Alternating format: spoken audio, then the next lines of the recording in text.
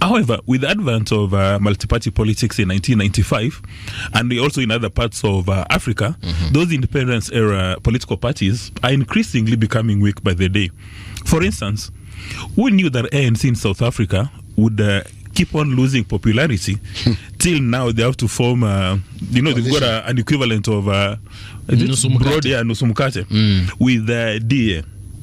A party that the leadership of both ANC and DA said, never ever are we going to sit in a round table and have a conversation. Now they are. Because moja inaangalia Kisumu na ingine Mombasa. Even on issues of the Middle East, the DA and ANC, they don't have a common position. But because ANC has had challenges, now they have to say, for the sake of our national unity, let's have this kind of arrangement. Yes, some sort of broad-based. So you see that those are challenges. Now the same now is beginning to happen with CCM.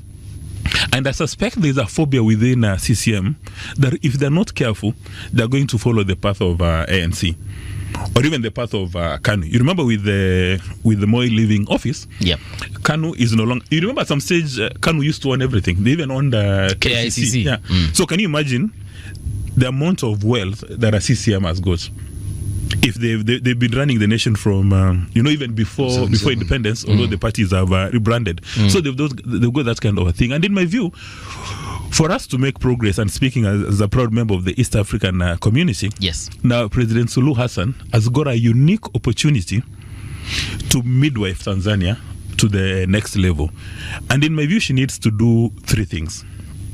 Number one, create an environment for internal party democracy within CCM and allow every member of CCM to come up with the views, divergent or otherwise, to make CCM so strong so that everybody within CCM feels that in fact their voices have been heard.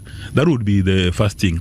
Then the second thing would be to have a constitutional reform process, especially from the electoral side. For instance, the idea that after the presidential election, when the IBC called the INEC declares a winner, you cannot challenge that declaration in court.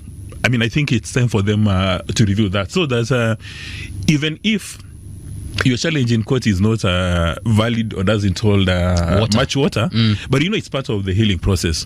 Some people, when you lose an election and you take a petition to court, it's not because you stand a chance of winning, but it's through the healing process.